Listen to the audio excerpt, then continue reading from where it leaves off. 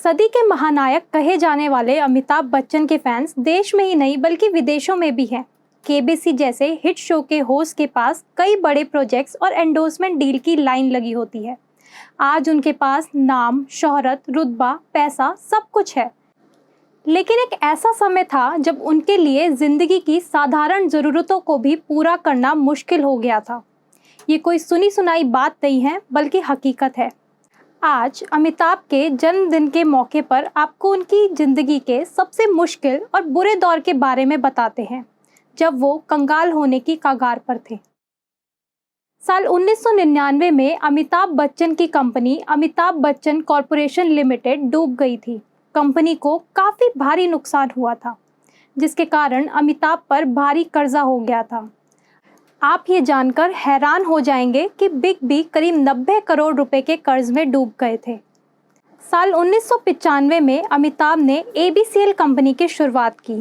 साल 1996 में कंपनी द्वारा मिस वर्ल्ड जैसा मेगा इवेंट ऑर्गेनाइज किया गया। ये पहली बार था जब सन सिटी के बाहर मिस वर्ल्ड जैसा इवेंट किसी देश में हो रहा था। कंपनी के दिवालिया होने का सफ़र मिस वर्ल्ड के इस इवेंट्स के बाद से ही शुरू हुआ। इस इवेंट में कंपनी को कमाई नहीं हुई, जिसके चलते कंपनी पर कर्जा बढ़ने लग गया। उनके घर में बैंक वालों के लोन वसूली के ढेरों नोटिस आने लगे। सिचुएशन इतनी खराब हो गई थी कि उन्हें अपना बंगला प्रतीक्षा गिरवी तक रखना पड़ गया था। उधर इवेंट के पहले जिन फिल्मों को एबीसीएल ने प्रोड्यूस किया था वो भी नहीं चली। तकरीबन 15 में से अधिकतर फिल्में फ्लॉप ही रही। इन्हीं सब वजहों के चलते एबीसीएल पर 90 करोड़ का कर्ज हो गया। हालत दिन पर दिन खराब होते गए। अमिताभ अपनी ज़िंदगी के सबसे बुरे दौर में थे। 2013 में दिए एक इंटरव्यू में उन्होंने बताया कि वो काफ़ी कर्ज में डूब गए थे। लेनदार पैसे लेने उनके घर तक आ जाते थे। एक एक करके उन्होंने उन सभी का कर्ज चुकाया। अमिताभ ने अपने एक इंटरव्यू में बताया कि मैंने दूरदर्शन सहित सभी का भुगतान किया। जब उन्होंने इंटरेस्ट कंपोनेंट मांगा तो मैंने उसके बदले कमर्शियल एड्स भी किए। मैं यह कभी नहीं भूल सकता कि कैसे लेनदार हमारे दरवाजे पर खड़े रहते थे, गाली देते थे, धमकी देते थे, मांग करते थे और इससे भी बदतर जब वो हमारे घर पर कुर्की के लिए आते थे। इसी बीच कारोबारी पॉलिटिशियन अमर सिंह अमिताभ की ज़िंदगी में आए। अमर सिंह ने अमिताभ की मदद की। अमर सिंह के साथ अमिताभ की दोस्ती गहरी होती जा रही थी और कर्ज उतरता जा रहा था। अमिताभ बच्चन अब आगे की सोच सकते थे।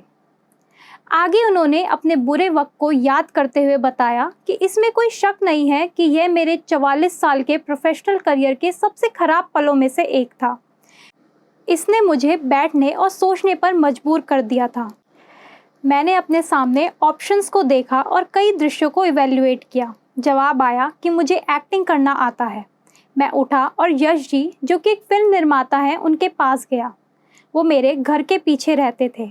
मैंने उनसे विनती की कि वे मुझे काम दे दें। उसके बाद से ही सब पलट गया। उन्होंने मुझे फिल्म मोहब्बतें दी।